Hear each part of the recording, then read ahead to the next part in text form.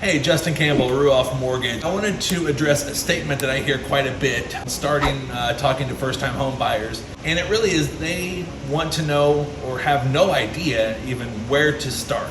And so today, in lieu of having a in-person first-time home buyer class here at my office in Brazil, I thought I would put this video out to try and help kind of keep people at a distance, but also get the word out and get some information out. So where to start?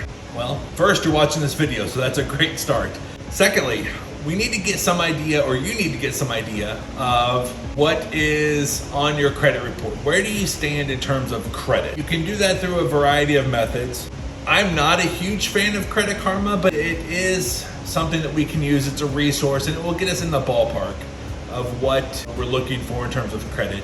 The Experian app seems to be a little bit better in terms of that, but both of these are designed to give you a consumer-based score, where I'm going to be pulling a mortgage-based scoring model, so the scores may be different a little bit. Generally, what we're looking for is about 4 different categories. So your scores, are you below a 580? Are you a 580 to a 640? Are you a 640 to 700? Are you above a 700? Those are going to be kind of the general brackets in which we want to look for. Also, take the time to review your debt. What debt is showing on there? Do you have credit cards that are maxed out? Do you have collection accounts that are showing up? Do you have past due accounts? Things like that are going to really influence your scores. Next, you need to have a general idea of how much you want to spend per month.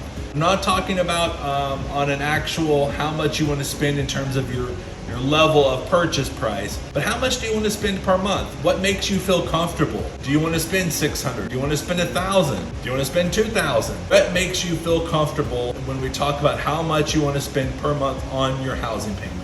Keep in mind, your housing payment's not only going to be principal and interest, but it's also going to include property taxes, homeowners insurance, and some sort of probably mortgage insurance, unless you have 20% to put down and can go conventional financing. Next, have a general idea of where you want to live. There are certain loan programs that revolve around the geographical location where you decide to purchase, so keep that in mind. Also, when we're talking about where you want to live, take a look at the market as well. And also, where do you work? Try and figure out, do you want to live and commute an hour to work every day? Maybe you don't have kids now, but maybe you're planning on having kids. And do you really want to spend that time, that extra time that you could be at home, driving? A general idea of where you want to live. Next, call me. 317-561-1051 is my number. That number is with me all the time. That's my cell. Typically 8 o'clock in the morning until 8, 9 o'clock at night, 7 days a week, I'm available to chat. And let's have the conversation. Let's talk about the things we just talked about. Where's your credit at? Where do you want to be? How much do you want to spend per month? Also, it's a good idea to have an idea of how much you want to be able to put down. If you have $20,000 in your bank and you think, well, I can use all $20,000. Well, that leaves you with nothing then, and you're getting ready to buy your house. It's a good idea to have some money put back as well. After that, I'm going to ask you to complete an application for me. You can go to apply.ruoff.com/Justin Campbell if you want to get started right away, or after we have that conversation, we can go ahead and get that application started for you. Then, the next step is you're going to want to provide documents. Have some documents ready for me. Those documents are going to be pretty basic. They're going to be 30 days of pay stubs. They're going to be 2 years of W-2s.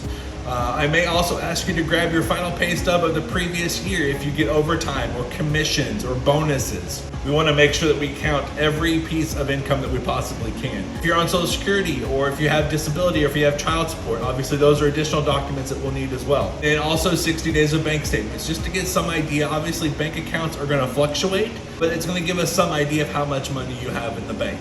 After you provide me that information, I'm going to reach out to my income underwriter, and I'm going to have them calculate your monthly gross income for us so that we know exactly how much we're able to use per month based on the type of loan that you might be applying for. So that when we do go to issue that pre-approval letter, if we can, we're going to know almost definitely this is what our income is going to be. And then from there, we'll get you with your agent, get you a pre-approval letter, and get you on the way to start buying your first house, or your second house, or your third house. Anyway, I hope this video was informational. Again, if you have questions, my information will be down in the description, but you can also reach me at 317-561-1051. That's the best way. And until later, I'll talk to you guys then. See ya.